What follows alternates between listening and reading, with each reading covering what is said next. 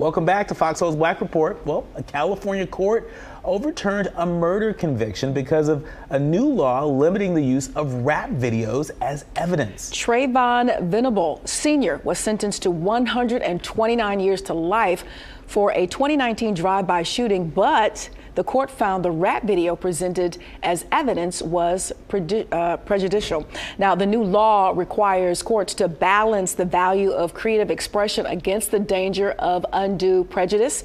Prosecutors allege the rap lyrics in the video referenced the shooting, but the judges disagreed. Now, the decision has sparked debate on using creative expression as evidence in criminal cases. Herein lies yet another case here that is being heavily debated. You're right.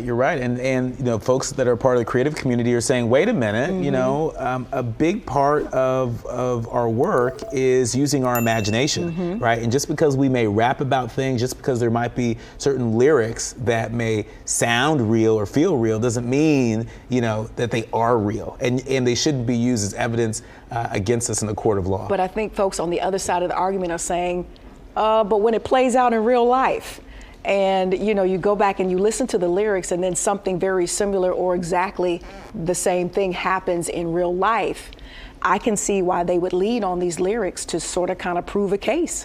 You know, and I think that's part of the reason why the judge says you got to balance this out, right? The judge was essentially saying, hey, prosecutors, you were overreaching. And especially if a man's freedom is on the line. I mean, this guy was facing 129 years. Yeah.